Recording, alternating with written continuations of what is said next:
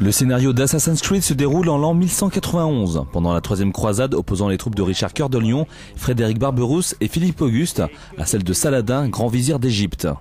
Ce dernier règne entre autres sur Jérusalem, cité de la Terre Sainte par excellence, et a érigé toute une armée pour maintenir l'ordre dans les rues de la ville.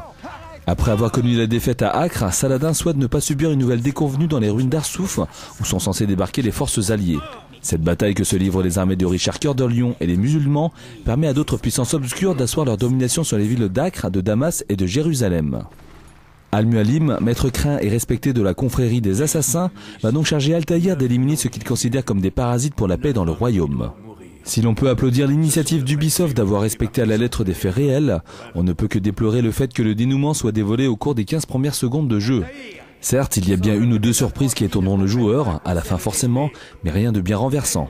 Passé cette première déception, on apprécie la réalisation d'Assassin's Creed, qui s'avère éblouissante, avec des reproductions de Jérusalem, d'Acre et de Damas qui donnent le tournis. C'est un véritable régal pour les yeux de scruter les horizons à chaque fois qu'Altaïr se perche en haut d'un point d'observation.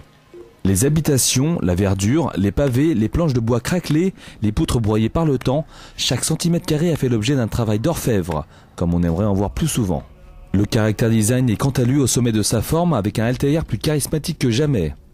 Arborant une cagoule qui est rapidement devenue un signe distinctif sur sa carte d'identité, sa foulée feutrée et son art de se dissimuler dans la foule n'a rien à envier à un Sam Fisher.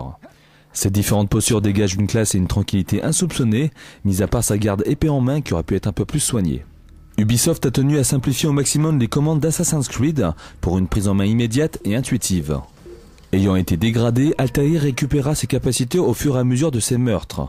Pour être le plus clair possible dans la répartition des touches, le jeu adopte deux profils contextuels, actifs ou passifs, correspondant chacun à des mouvements bien précis.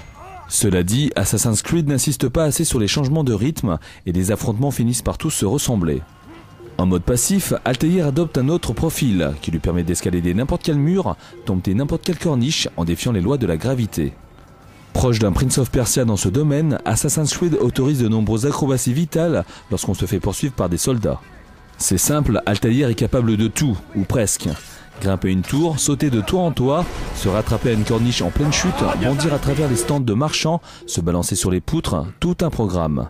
Là encore, la prise en main est agréable et il ne faudra pas appuyer systématiquement sur le bouton A pour franchir un étage. Assassin's Creed, c'est aussi l'art de se fondre dans la masse pour mieux approcher sa proie et ne pas éveiller la curiosité des gardes.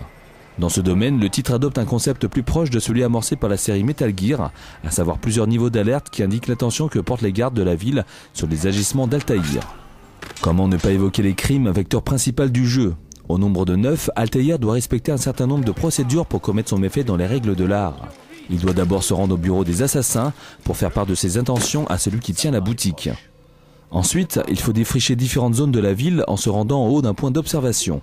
Les missions sont de différentes sortes, voler un objet à un individu, aider un informateur pour obtenir des renseignements précieux, faire parler quelqu'un en le brutalisant, ou bien encore écouter discrètement une conversation grâce à la vue d'aigle.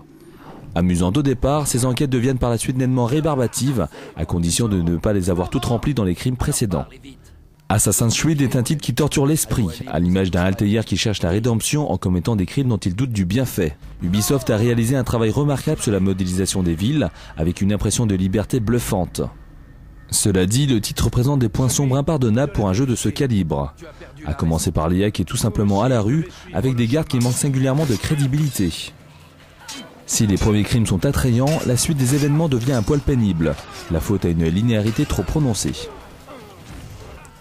Et oui, Assassin's Creed n'a finalement pas commis le crime parfait. La note jeu actu, 16/20.